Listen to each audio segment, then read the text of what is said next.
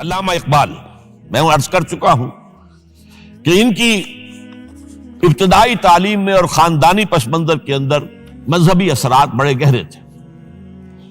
بہرحال انہوں نے ایم اے کیا ہے غالباً 1897 میں، اور اس وقت کا کچھ اقبال جو ہے اس وقت سے لے کر 1905 تک کا اقبال، ایک طرف تو اس میں بھی نیشنلزم تھا، ہندی نیشنلزم، یہ نوٹ کر لیجئے۔ چنانچہ اسی دور کا اس کا ترانہ ہے، سارے جہاں سے اچھا ہندوستان ہمارا۔ آج بھی جو ہندوستان کا ریڈیو ہے اور ہندوستان میں حکومت کے زیر اہتمام اس ترانے کی جو ہے وہ بڑی سرپرستی ہوتی ہے، بہت اس کو جو ہے نشر کیا جاتا ہے، سارے جہاں سے اچھا ہندوستان ہمارا، ہم بلبلیں ہیں اس کی، وہ گلستاں ہمارا۔ بلکہ اس زمانے میں ایک ایسا شعر بھی انہوں نے کہا ہے جس کی کہ پھر شدید ترین نفی بعد میں ان کے اشعار سے ہوئی ہے۔ انہوں نے ایک نیا شوالہ کے نام سے جو نظم لکھی کہ سچ کہہ دوں اے برہمن گر تو برا نہ مانے، تیرے صنم قدوں کے بت ہو گئے پرانے۔ اسی میں ایک شعر ہے کہ پتھر کی مورتوں میں سمجھا ہے تو خدا ہے، خاک وطن کا مجھ کو ہر ذرہ دیوتا ہے، خاک وطن کا مجھ کو ہر ذرہ دیوتا ہے۔ اس درجے گہرا انڈین نیشنلزم اقبال کے اندر بھی موجود تھا۔ لیکن جب اقبال انگلستان گئے ہیں، یہ 28 برس کی عمر میں انگلستان گئے ہیں سن 1905 میں، اور 3 سال وہاں رہے، انگلستان اور جرمنی، اور بیرسٹری بھی کی، اور چونکہ فلسفی تھے پی ایچ ڈی بھی کر کے آئے۔ اس عرصے میں معلوم ہوتا ہے کہ اقبال کی قلب ماہیت ہو گئی۔ یہ میرا ایک تجربہ ہے، بڑا پرانا ہے، میرا مشاہدہ تھا۔ 1970 میں پہلی مرتبہ میں انگلستان گیا تھا، میرے چھوٹے بھائی وہاں زیر تعلیم تھے، انہوں نے بلایا تھا۔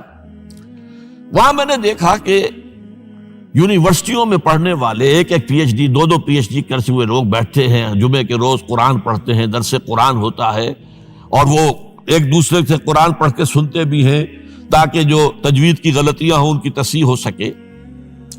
اور میں نے سوچا کہ پاکستان میں اس سطح کے لوگ جو ہیں کبھی اس قسم کی مصروفیت میں مبتلا مجھے تو نظر نہیں آئے۔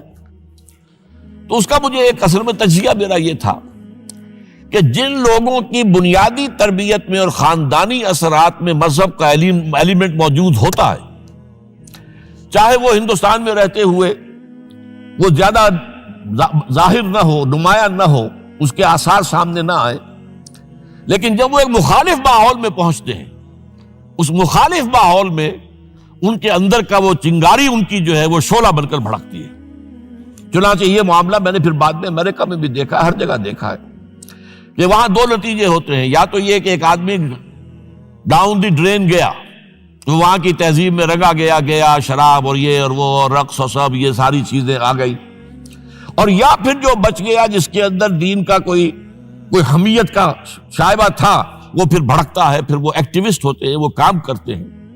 لہذا یہ معاملہ جو ہے علامہ اقبال کے ساتھ پیش آیا، اور خود انہوں نے کہا بھی ہے، مسلمان کو مسلمان کر دیا طوفان مغرب نے۔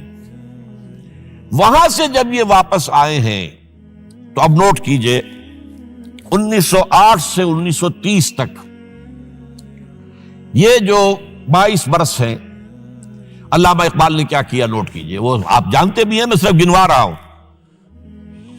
اسلام کے نظام فکر اور فلسفہ اور حکمت کو بیان کیا، اپنی شاعری کے ذریعے سے بھی، اپنی نثر کے ذریعے سے بھی۔ قرآن کی ایک نہایت جدید اور بہت عمدہ تفسیر، اگرچہ تفسیر کے نام سے آپ کو کہیں تفسیر اقبال نہیں ملے گی، لیکن کلام اقبال خود تفسیر ہے، خود دعویٰ کرتا ہے کہ میرے پیغام میں سوائے قرآن کے اور کچھ نہیں ہے۔ گر دلم آئی نئے بے جوہر است، ورب حرفم غیر قرآن مزمرست، پردہ ناموس فکرم چاک کن، ای خیابہ راز خارم پاک کن۔ یہ مناجات بحضور سرور کائنات صلی اللہ علیہ وسلم، وہ کہتے ہیں کہ اے اللہ کے نبی، اللہ کے رسول، اگر میرے پیغام میں کہیں قرآن کے سوا کوئی شے شامل ہو گئی ہے میری شاعری میں، تو آپ میرے فکر کا پردہ چاک کر دیجیے۔ روز محشر خار و رسوا کن مرا، اور قیامت کے دن مجھے ذلیل اور خوار کیجیے گا، اور بے نصیب از بوسہ پاک کن مرا، اور مجھے اپنی قدم بوسی سے محروم کر دیجیے گا. یہ بات کہہ رہا ہے، اس کا دعویٰ ہے، اس نے جو کچھ کہا قرآن سے کہا. اس کی شاعری جو ہے میرے نزدیک، اور میں نے تو اپنی جو سورسز گنوائی ہیں کہ میں نے جو قرآن مجید کا فکر یا سوچ جو بھی آپ اسے کہیں، جو تھوڑا بہت مجھے میسر ہوا ہے، ان میں نے 8 اشخاص کو نمایاں طور پر بیان کیا ہے. 4 یہ ہیں 2 کے جوڑے. 2 ابوین ہیں، ابو الکلام ابو العلا مودودی، ابو الکلام آزاد. 2 دکترین ہیں، ڈاکٹر اقبال، ڈاکٹر رفیع الدین. 2 شیخین ہیں، شیخ الہند مولانا محمود حسن، جن کا ترجمہ ہے قرآن مجید کا، اور اس پر حواشی ہے شیخ الاسلام شبیر احمد عثمانی کی. 2 ہی عین مولانا فراہی اور مولانا اصلاحی، جنہوں نے قرآن مجید کے مضامین کے اندر جو اندرونی نظم ہے اسے واضح کیا. علامہ اقبال میری ایک بہت بڑی سورس ہے، بلکہ سب سے زیادہ گہرا اثر مجھ پر جو ہے بچپن سے جو ہوا ہے وہ تو علامہ اقبال کا ہے.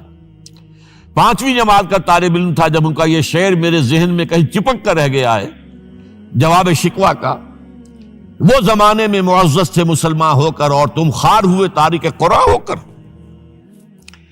پھر علامہ اقبال نے مغربی فکر پر شدید تنقید کی، بہت بڑا ناقد، اور خاص طور پر مغربی تہذیب جو ہے اس کی نفی کی.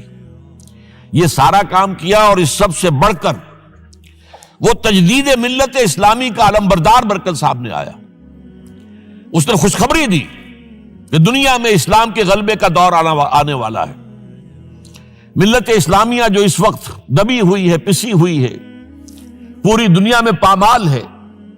آپ کو معلوم ہے کہ پہلی جنگ عظیم کے بعد کیا صورت ہو گئی تھی. سلطنت عثمانیہ کے جب دھجیاں بکھیر دی گئیں، اور کولونیل امپیریلزم جو ہے پورے عالم اسلام پر حکمران تھا، پورا عالم اسلام جو ہے محکوم.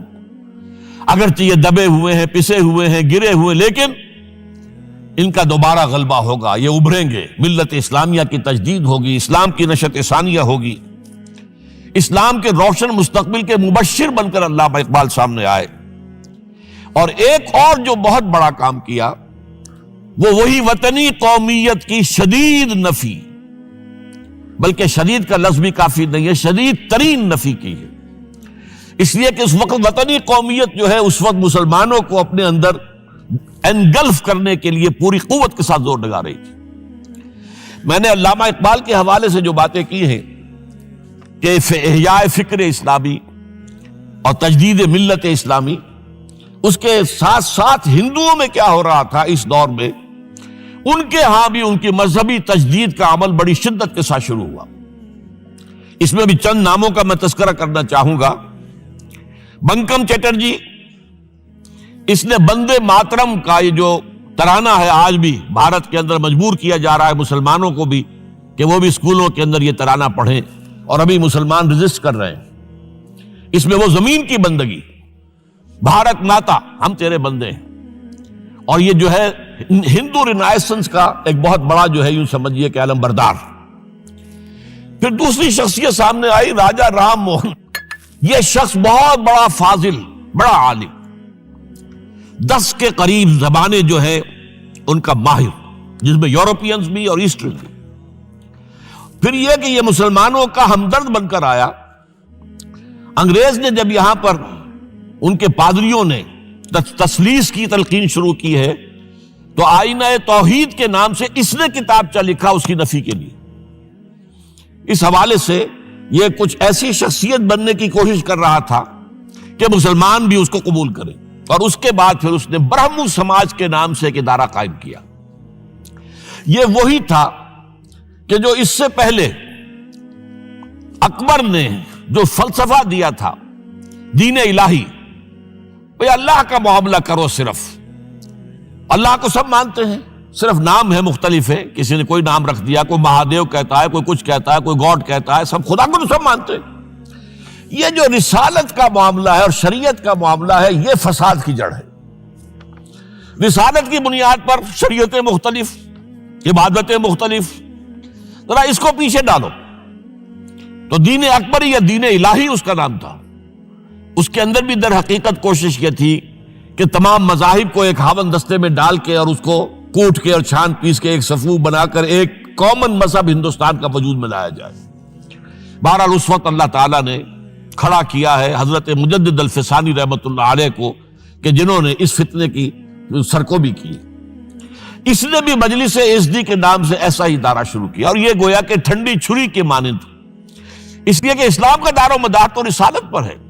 بقول اقبال بمصطفیٰ برساں خویش را کے دی ہماؤست، اگر باؤ نہ رسیدی تمام بولا بیست. اسلام کا تو سارا معاملہ، دین جو ہے اس کا سارا جو دار و مدار ہے وہ رسالت پر ہے، نبوت پر ہے، اسی پر شریعت کا سارا دار و مدار ہے. رسالت سے کاٹ دیجئے، حدیث سے کاٹ دیجئے، سنت سے کاٹ دیجئے، تو پھر قرآن کو پھر موم کی ناک بنا کر جو چاہیں آپ تعبیر کر لیں، جو چاہیں تشریح کر لیں، جدھر چاہیں اسے موم کی ناک کی طرح بوڑ کر لے جائیں. بہرحال اس معاملے میں بھی پھر ایک تیسری تحریک جو شروع ہوئی وہ بہت ملیٹنٹ تھی، آریہ سماج. دیانند سرسوتی نے، یہ ملیٹنٹ تھی اور بڑی اس کی جو ہے پذیرائی ہوئی ہندو معاشرے میں.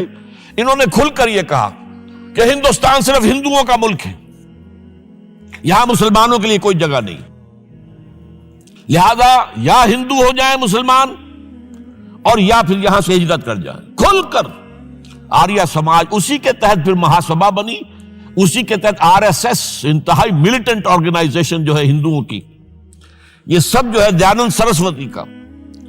یہ اسی طریقے سے پھر شدھی کی تحریک شروع ہو چکی تھی، ریکلیم کرو مسلمانوں کو.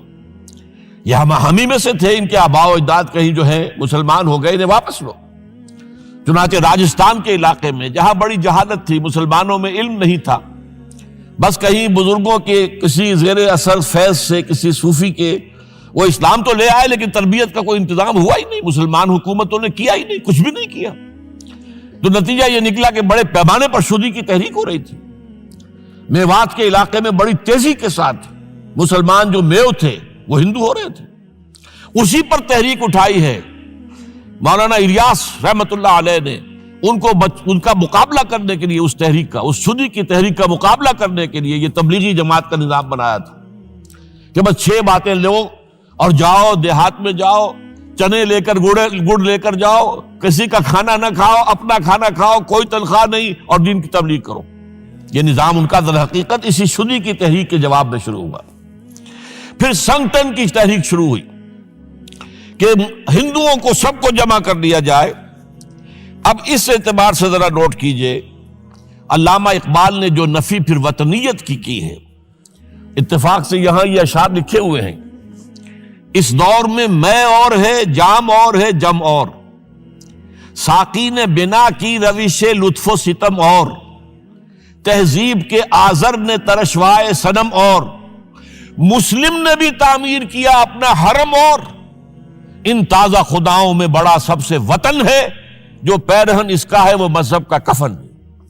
اب ذرا قلب ماہیت کا اندازہ کیجئے. وہی شخص جو کہہ رہا تھا کہ خاک وطن کا مجھ کو ہر ذرہ دیوتا ہے، وہ آج اس وطن کو ایک سب سے بڑا بت قرار دے کر اور اس کا قلع کما کرنے کے لیے کس قدر زوردار الفاظ جو ہے. اور یہی دوسری طرف یہ بت کہ تراشیدہ تہذیب نوی ہے. یہ جو نیشن سٹیٹ کا تصور ہے، یہ 18ویں صدی سے یورپ میں شروع ہوا. نیشن سٹیٹ، ایک ملک میں رہنے والے سب شہری ہیں، برابر ہیں، اور ان کے اندر مذہب کا اختلاف ہو، یہ اس کا کوئی حیثیت نہیں.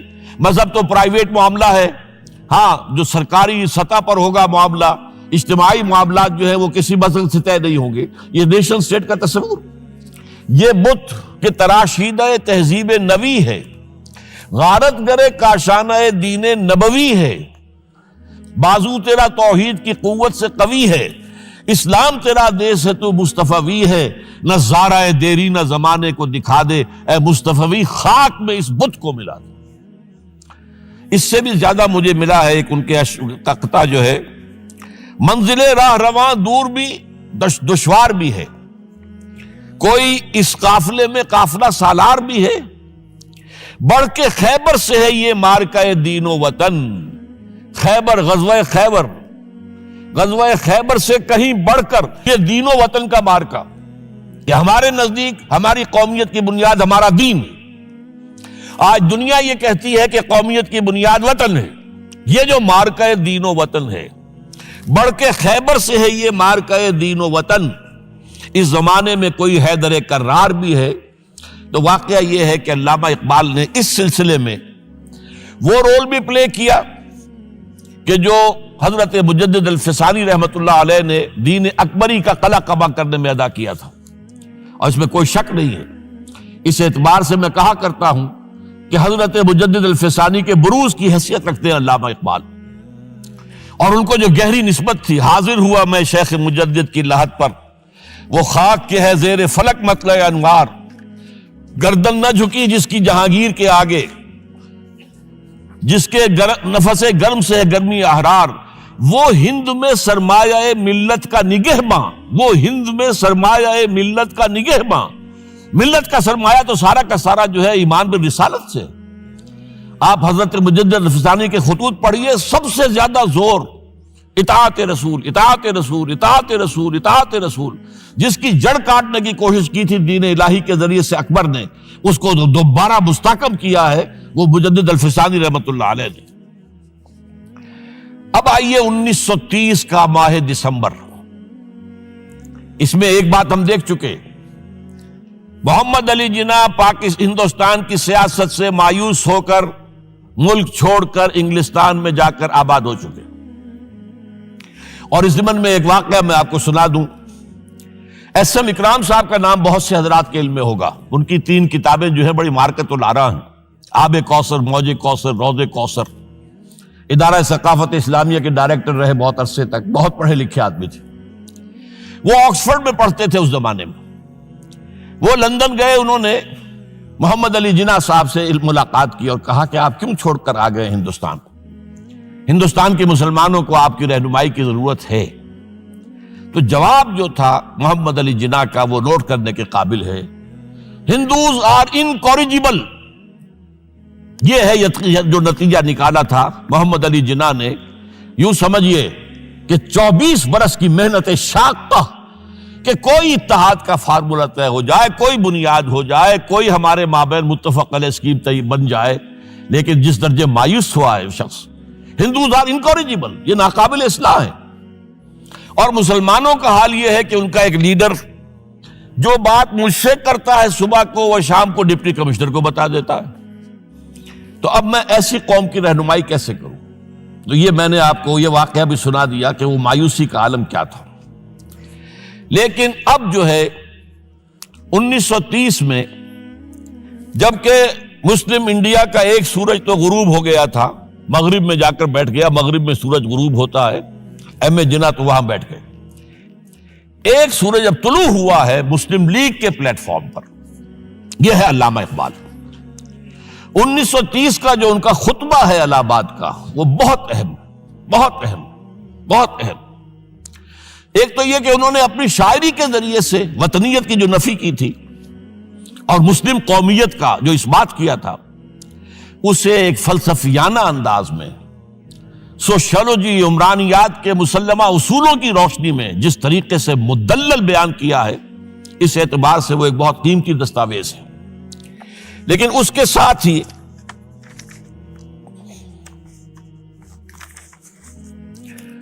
انہوں نے ایک تجویز پیش کی، اور یوں بھی کہیے کہ ایک پیشن گوئی کی۔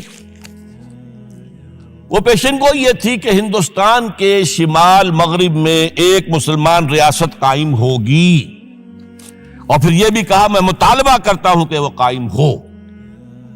البتہ اس میں بعض لوگ جو ہیں اس پر یہ تنقید کرتے ہیں کہ علامہ اقبال نے تو یہ کہا تھا I would like to see the Punjab, the Northwest Frontier Province, Sindh and Balochistan amalgamated into a single state. Self-government within the British Empire or without the British Empire. The formation of a consolidated Northwest Indian Muslim state appears to me to be the final destiny of the Muslims, at least of Northwest India. اس پہ اعتراض یہ کیا جاتا ہے کہ علامہ اقبال نے تو ہندوستان کے اندر برطانیہ کے حکومت کے اندر کے لیے تجویز دی تھی، لیکن یہ بات غلط ہے۔ اصل میں نوٹ یہ کیجئے کہ 1930 تک تو اس کا کوئی امکان ہی نظر نہیں آتا تھا کہ انگریز ہندوستان چھوڑ کے چلا جائے گا۔ تو اس وقت کے لیے ان کی تجویز یہ تھی کہ ہندوستان میں ایک صوبہ بنا دیا جائے، یہ آج کا پاکستان، یا یوں سمجھیے کہ جو کچھ عرصے پہلے 1 یونٹ بنا تھا، برٹش انڈیا میں بھی یہ 1 یونٹ کی حیثیت سے ایک سٹیٹ بن جائے، تاکہ اس علاقے میں مسلمانوں کے اندر جو کچھ قومیتی کچھ تھوڑا فرق ہے، کلچر کا فرق ہے، کچھ ان طرح کی چیزیں، زبانوں کا فرق ہے، تو یہ جو ہے مل جل کر ان کے اندر ایک قوم کا تصور جو ہے باقاعدہ پیدا ہو جائے۔ اسی لیے وہ کہتے ہیں I demand the formation of a consolidated Muslim state in the best interest of India and Islam۔ اب اس میں وہ بات یہ کہتے ہیں کہ for Islam it will be an opportunity to rid itself of the stamp that Arabian imperialism was forced to give it, to mobilize its laws, its education, its culture, and to bring them into closer contact with its own original spirit and with the spirit of the modern time۔ وہ کہتے ہیں کہ اگر ایسا ہو گیا، ایک تو یہ کہ ڈیسٹنی ہے، ہوگا، رہے گا، شمال مغربی ہند کے اندر ایک مسلمان ریاست قائم ہو کر رہے گی۔ اب یہ پروفیسی بھی تھی، پیشن گوئی، اور یہ بھی کہ میں مطالبہ کرتا ہوں، ایک تجویز بھی تھی، لیکن اس کا جو اصل عنصر ہے، جو میرے نزدیک جو انقلابی حصہ ہے، جہاں تک ہندوستان کی جو تقسیم کا معاملہ ہے، یہ اور بھی بہت سے لوگوں کی طرف سے یہ باتیں آتی رہی تھی۔ میرے پاس یہاں پہ 14 نام لکھے ہوئے ہیں جنہوں نے ہندوستان کی تقسیم کا تذکرہ کیا، لیکن جس انداز میں، جس پلیٹ فارم پر آل انڈیا مسلم لیگ کا جو اینول سیشن ہے اور اس میں صدر کی حیثیت سے خطبہ دے رہا ایک شخص، تو یہ حیثیت جو ہے یہ بہت نمایاں، اور اس میں جس انداز میں بات کہی گئی ہے اس میں جو ایک پازیٹیو عنصر ہے۔ اگر ایسا ہو گیا، ایک نارتھ ویسٹ آف انڈیا میں مسلمان ریاست قائم ہو گئی، تو ہمیں ایک موقع مل جائے گا کہ عرب امپیریلزم، اب نوٹ کیجئے، عرب امپیریلزم سے مراد کیا ہے؟ عربوں کا دور ملوکیت۔ اس سے پہلا کیا تھا؟ خلافت راشدہ، اصل اسلام۔ دور بنو امیہ تو اصل اسلام نہیں تھا، حکومتی سطح پر تو بالکل اسلام نہیں تھا۔ وہی دور ہے جس میں کہ سانحہ کربلا ہوا ہے، واقعہ ہرہ ہوا ہے، ظلم کی انتہا ہوئی ہے، سینکڑوں تابعین کو حجاج ابن یوسف نے شہید کیا ہے۔ اس کو حدیث کے اندر بھی کہا گیا ہے ملکن اعظم، کاٹ کھانے والی ملوکیت۔ اس کے بعد جو ہے دور آیا ہے بنو عباس کا، وہ محل بنے ہیں شاندار، جو ہے جو بھی بادشاہوں کے ہاں ہوتا تھا وہ سارا کا سارا معاملہ آیا ہے۔ تو اب دنیا اسلام کو ان کے آئینے میں دیکھتی ہے، وہ سمجھتی ہے یہ اسلام ہے، لہذا اس میں تو کوئی شے ایسی نہیں ہے جو اٹریکٹ کر سکے، جو کسی قوم کو اسلام کی طرف جو ہے وہ کھینچ سکے۔ تو یہ جو امپریشن ہے، جو کہ اس دور ملوک کی عرب امپیریلزم کا لفظ استعمال کیا ہے، اسلام کے چہرے پر جو بدنما داغ اور دھبے آ گئے ہیں، انہیں ہٹا کر وہ جو اس کی اوریجنل پیورٹی ہے، اور ظاہر بات ہے کہ دور ملوکیت سے پہلے خلافت راشدہ، تو گویا کہ اس میں اگرچہ نام خلافت راشدہ کا نہیں لیا گیا ہے، لیکن یہ ہے کہ بات مراد وہی ہے، لیکن اور اس میں بھی جو بڑی حکیمانہ بات ہے کہ ہم اس کو bring them into closer contact with its old original spirit، جو اصل اسلام کی اصل روح ہے، and with the spirit of the modern times، اس زمانے کے جو تقاضے ہیں ان کے مطابق اجتہاد کے دروازے کو کھول کر، اور ہم ایک ایسا نظام جو ہے وہ یہاں پر قائم کریں۔ یہ ہے وہ چیز کہ جس نے تحریک مسلم لیگ کے اندر ایک مثبت جذبہ، یہ نوٹ کر لیجئے میرے الفاظ، 1906 سے لے کر 1930 تک تحریک مسلم لیگ صرف ایک منفی موٹیو پر چل رہی تھی، منفی، نیگیٹو، خوف، ہندو کا خوف، ہندو دبا لے گا، ہندو ایکسپلائٹ کرے گا، ہندو معاشی طور پر بھی، تہذیبی طور پر بھی، ثقافتی طور پر بھی، مذہبی طور پر بھی شدی کی تحریک چل رہی ہے، ہمیں راستہ دکھایا جا رہا ہے، ہندوستان چھوڑ دو اور بھاگ جاؤ، چلے جاؤ۔ یہ سارا خوف کا عنصر تھا، اور اس میں تحفظات تلاش کرنے، کوئی ایسی یقین دہانیاں کہ وہ مسلمانوں کے حالات بہتر ہو جائیں، اس کے علاوہ کوئی اور موٹیو نہیں تھا، یہ منفی موٹیو تھا۔ اور اس کی وجہ ساتھ ہی یہ ہے کہ مسلم لیگ اس وقت تک کوئی عوامی جماعت تھی ہی نہیں، بلکہ کچھ خواص، جو اونچے لوگ، نوابوں اور نوابزادوں اور ان ایسے لوگوں کی جو ہے یہ ایک جماعت تھی۔ لیکن 37 میں جو یہ انجیکشن لگا ہے یہ پازیٹیو ہے۔ اس کی مثال میں دیا کرتا ہوں کہ کوئی مریض پڑا ہوا اپنے بیڈ پر اور گلوکوز کی بوتل لگی ہوئی ہے اور ایک ٹیوب چل رہی ہے، تو اس کے اندر ہی کوئی اب انجیکشن لگانا ہے تو اس ٹیوب میں لگا دیتے ہیں، ایسا نہ ہو کہ کوئی اور پرک دینی پڑے مریض کو اور اسے تکلیف ہو۔ تو گویا کہ مسلم لیگ کا جو بھی وہ ایک نظام تھا اس میں ایک انجیکشن لگایا ہے علامہ اقبال نے 1930 کے خطبے میں۔ اگلی بات، اس کے بعد یہی انجیکشن علامہ اقبال نے لندن میں مسٹر محمد علی جناح کے ذہن و فکر میں لگایا ہے۔ اس کا واقعہ کیا ہے؟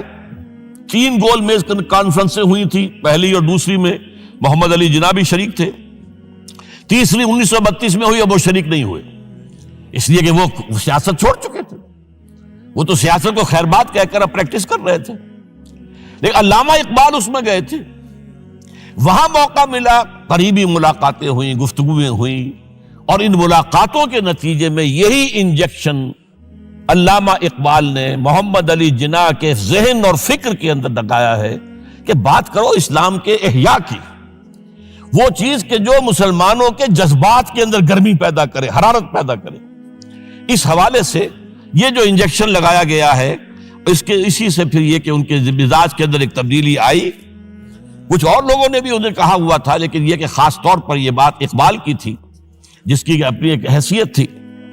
بہرحال 1934 میں ایم اے جناح واپس آ گئے، پھر انہیں مسلم لیگ کا تا حیات صدر بنا دیا گیا، پھر انہوں نے مسلم لیگ کو سنبھالا ذرا، لیکن 1936 کے الیکشن جو آئے یہاں پر، اس میں کانگریس پوری اوور ویلمنگ میجورٹی سے جیت گئی۔ ابھی محمد علی جناح کو موقع ملا ہی نہیں تھا کہ ابھی مسلم لیگ کو سنبھال سکتے، اور ان جو وزارتیں بنی تھیں اس دور میں کانگریس کی، انہوں نے جو سلوک مسلمانوں کے ساتھ کیا، جو مظالم ڈھائے، جو انہیں دبایا اور ان کے حقوق کو پامال کیا، اس سے وہ نیگیٹو جو ایک موٹیو تھا وہ بھی اور قوی ہو گیا۔ اور اس کے بعد پھر محمد علی جناح نے 1937 سے لے کر 1947 تک، ایک لفظ میں استعمال کر رہا ہوں، آپ گھبرا نہ جائیں، 1937 سے 1947 تک اسلام کی قوالی گائی، پورے 10 برس اسلام اسلام اسلام اسلام، ہمیں اسلام چاہیے، اسلامی تہذیب ہم چاہتے ہیں، اسلامی قانون ہم چاہتے ہیں، ہمارے قوانین اور ہیں، ہمارا مذہب نہیں ہے، وہ دین ہے، وہ زندگی کے تمام معاملات پر۔ یہ جو ہے، میں قوالی اس لیے کہہ رہا ہوں کہ قوالی میں تکرار ہوتی ہے، جس تکرار کے ساتھ یہ اب اس موقع پر آ کر محمد علی جناح قائد اعظم بن گئے۔ مسلمانوں کے دلوں کی بات، اقبال نے جو ولولہ پیدا کر دیا تھا، ایک ولولہ تازہ دیا میں نے دلوں کو، لاہور سے تا خاک بخارا اور سمرقند، وہ جو ولولہ تھا، جو غلغلہ تھا، اب محمد علی جناح کی زبان سے جب وہ بات آئی ہے تو یہ مسلمانوں کے دل کی آواز تھی، ان کی روح کی پکار تھی۔ لہذا اب مسلم لیگ ایک عوامی جماعت بنی اور محمد علی جناح اب قائد اعظم قرار پائے۔ اب اس معاملے میں چاہتا ہوں ذرا، کیونکہ یہ بات نئی سی ہوگی، میرے اس تجزیے کے روح سے نظریہ پاکستان اسلام اور اسلام کا احیاء خلافت راشدہ کے مفہوم میں، اور اس کا خالق اقبال ہے، اس میں کوئی شک نہیں، قائد اعظم تک بھی یہ بات پہنچانے والا اقبال ہے، اور پھر اسی پر قائد اعظم نے عمل کیا ہے۔ تو اس چیز کو بہت سے لوگ جو ہیں آسانی کے ساتھ تسلیم نہیں کریں گے، لیکن میں یہ چاہتا ہوں کہ خود قائد اعظم نے علامہ اقبال کے بارے میں جو کچھ کہا ہے اس کی 2 کوٹیشنز آپ کے سامنے رکھ دوں۔ کلکتہ 21 اپریل 1938 کو علامہ اقبال کا انتقال ہوا۔ اس وقت کلکتہ میں ایک بہت بڑا جلسہ ہو رہا تھا فلسطین کے مسئلے پر غور کرنے کے لیے، قائد اعظم اس کے چیف مقرر تھے۔ اب یہ خبر پڑھیے، A mammoth public meeting of the Muslims of Calcutta was held on the football ground on 21st April to consider the Palestine problem. But it was converted into a condolence meeting to mourn the death of Allama Iqbal. Mr. M. A. Jinnah said that the sorrowful news of the death of Dr. Sir Muhammad Iqbal had plunged the world of Islam in gloom and mourning. Sir Muhammad Iqbal was undoubtedly one of the greatest poets, philosophers and seers of humanity of all times. Note kijiye, one of the greatest poets, philosophers and seers, जिनको के मुस्तकबिल को देखने की सलाहियत होती है, जिनकी निगाह गाह मेरी निगाह तेज चीर गई दिले वजूद, जिसके बिना पर आबे रवाने कबीर तेरे किनारे कोई देख रहा है किसी और जमाने के ख्वाब। ये अल्लामा इकबाल ने जो कुछ देखा था इस्लाम के मुस्तकबिल के बारे में। He took a prominent part in the politics of country and in the intellectual and cultural reconstruction of the Islamic world. His contribution to the literature and thought of the world will live forever. अब आखिरी जुमला सुनिए गौर से। To me, he was a personal friend, number one, philosopher, number two, and guide, number three, and as such the main source of my inspiration and spiritual support. कोई शक इसके बाद रह जाता? और ये अल्फाज कौन कह रहा है? ये मोहम्मद अली जिन्ना है। लफ्फाज आदमी नहीं है वो कोई शोला बयान खतीब जो अल्फाज जो हैं उसके अब्बार लगा दे, नहीं, जो एक एक लफ्ज वकील, बहुत बड़ा वकील, एक एक लफ्ज जो है तोल कर बोलने वाला, उन्हें क्या करार दिया? तो खुद तस्लीम किया। दूसरा मैं और दे रहा हूं, ये सन 40 में इकबाल डे मनाया गया था। अब इसमें क्या कहते हैं कायदे आजम, if I live to see the ideal of a Muslim state being achieved in India and I were then offered to make a choice between the works of Iqbal and the rulership of the Muslim state, I would prefer the former. अगर हम कामयाब हो जाते हैं कि इस्लामी रियासत कायम करने में, मुसलमान रियासत कायम करने में, और उसके बाद मेरे सामने चॉइस रखा जाता है कि या तो अल्लामा इकबाल का कलाम ले लो और या हुकूमत के सरबराह बन जाओ, तो मैं अल्लामा इकबाल के कलाम को तरजीह दूंगा। और सुनिए, continuing, Mr. Jinnah said that in April 1936 he thought of transforming the Muslim League, which was then only an academic institution, into a parliament of the Muslims of India. From that time to the end of his life, he continued. Iqbal stood like a rock by him. Iqbal, Mr. Jinnah said, was not only a great poet who had permanent place in the history of the world's best literature, he was a dynamic personality who during his lifetime made the greatest contribution towards rousing and developing of Muslim national consciousness. अब इसके बाद जो है नजरिया पाकिस्तान क्या था और उसका खालिक कौन था, इसको अच्छी तरह समझ लीजिए।